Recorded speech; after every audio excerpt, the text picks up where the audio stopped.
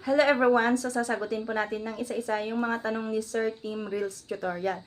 So ang tanong niya po ay kung nalalagyan nga ba ng Facebook ads ang mga promotional video natin o yung mga video natin na nagpo-promote tayo o nag-a-affiliate tayo na naka-turn on ang paid partnerships. Ayan, so ipapakita ko po sa inyo mamaya. At kung nilalagyan nga ba ng ads yung mga AI content o yung mga content na made with AI. So ayan, ito po yung isang promotional video ko kung saan nag-promote ako ng Gripo. Ayan, so kung makikita nyo po dyan, nakalagay ang paid partnership. So yung makikita nyo po dyan, ito po siya, hindi po yan ads. Ito po yung link na nilagay ko dito sa mismong video. Kapag pinindot po yan ng mga viewers, ay madali na lang nilang makita kung nasaan yung product na ito na pinopromote ko. Kung makikita nyo po dito sa left side, may nakalagay po dyan na send a gift. So, ang video na to ay pwede pa rin siyang kumita through stars. So, ito po ay naka-turn on ang paid partnership. So, po yung isang promotional video ko. Ayan, kung mapapansin nyo po dyan, ayan, may parang ads din dyan. Hindi po yan ads. Yan po yung link na nilagay ko rin po dito. So, kapag pinindot yan, ay mariredirect sila doon kung nasaan yung product na yan. Kung saan sila pwedeng mag-check out o mag-add to cart. At sa AI content po, ayan, kung makikita nyo po dyan, wala po siyang ads. Pero AI man o hindi po lahat ng videos o reels natin ay nilalagyan po ng ads.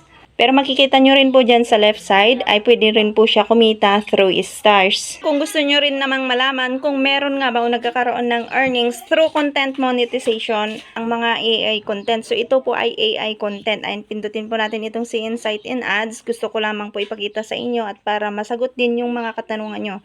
Ayan, so makikita nyo po dito, ayan, nagkaroon po siya ng earnings na 0.2. Ayan, meron siyang 9,000 views. So ang kitaan po kasi dito ay depende po sa performance ng mga videos natin. So kahit 9,000 na po yan ay napakaikli lang po ng video ko na yan. Kaya 0.02 lang din po ang kinita niya dyan. Ito naman po yung picture ko na AI. Ayan, pindutin po natin itong see insight in ads. Ayan, nagkaroon din po siya ng earnings na $0.30. Ayan, meron po siyang views na 33,000 mahigit. So gusto ko lang ipakita sa inyo kung nagkakaroon nga ba ng earnings ang mga ganitong content kahit na may ads o wala. So hindi po kasi lahat ng content ay nalalagyan ng ads. Ito naman yung isang promotional video ko. Ayan, pindutin po natin yan para makita natin. Ayan po siya nagkaroon ng earnings kahit meron siyang 2,000 mahigit na views. Ayan, naka-turn on po ang paid partnership po nito. Pero ito po ay pwede pa rin kumita through stars.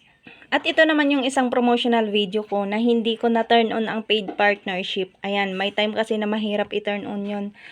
So wala po itong ads pero tingnan nyo po dito sa overview. Nagkaroon po siya ng earnings na 0.01. Ito po ay galing sa content monetization. So ang conclusion po na makukuha natin dito, kapag hindi po naka-turn on ang paid partnership, ay posible pong kumita sa content monetization. Hindi lang po sa stars ang mga promotional videos natin. Pero kapag naka-turn on po ang paid partnership, pwede pa rin kumita through stars pero hindi po siya kikita sa content monetization. So yun po ang conclusion natin dito based po sa experience ko sa aking account. Yun lang, and hope na may natutunan. Follow and share for more tips and tutorials.